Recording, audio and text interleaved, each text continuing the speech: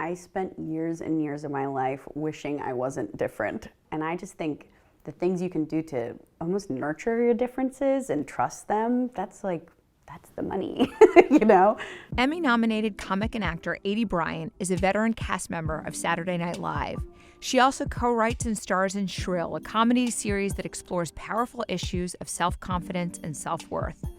I recently sat down with Aidy to discuss her evolving definition of success, the power of representation, and why she believes her greatest strength is owning what makes her different. I got into comedy because I loved comedy, and I just wanted to do sketch and improv, and then soon after doing that and getting up on stage, I realized that just being there as a fat woman was making a statement whether I meant to or not. Like, my sheer existence was representing something. I lived every day trying to make sure that no one thought I was fat, or that they would call me fat, or that I dressed in a way to make sure that I'd never looked fat. And that's so exhausting, and it's a waste of my time. And I have better things to do, and I am fat, so I'm not gonna hide from that. That's actually part of my life, is I'm fat.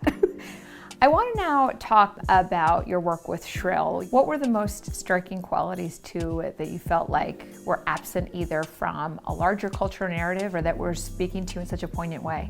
I really believed in the source material, and the main thing that really, for me, was a question I had always thought, even as a child, where it was like, who decided that there's one way to be beautiful and valuable? Why does this have to be the only way? And why do I have to give my entire life so much of my time, money, and energy to trying to make my thighs smaller? When I'm a funny person, I'm a writer, I'm a good friend, I'm a better daughter, you know, all these, I'm so much more than that. And I just hated that my entire life had to revolve around dieting and trying to be beautiful in one way. The thing that I love about Shrill is that I feel like we've made a show that addresses body issues, has a fat character as the lead, but it's not all about that, and it's about so much more, and it's about her as a person and her finding her ability to be assertive, which I'm also still trying to find, you know? When you think back to your 20s and the evolution of your career, particularly in SNL, and now as you look to this decade with Shrill and the projects that you continue to spearhead, how would you describe your 20s versus who you are right now in this industry? In my early 20s, I was like, success is being on SNL. That's it. Well, There's actually nothing past that. And then I was hired at 25, and pretty quickly I was like, oh, at some point I'll have to do something other than SNL, maybe, and what will that be, and how will that look like, and what is my life long-term gonna be? And pretty quickly I was like, oh, I like to be in the driver's seat.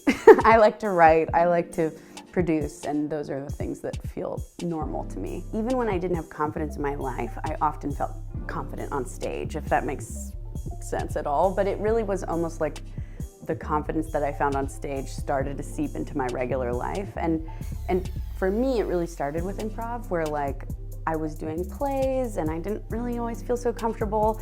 But once I got to be in the driver's seat and sort of write my own words on the fly, I was like, oh, I know how to do this, and I can do this. If you were to sort of rewind the clock to those early days of your career and write a letter to your younger self, what's one piece of advice that you either wish that you took, that you listened to, or that you wish someone had told you?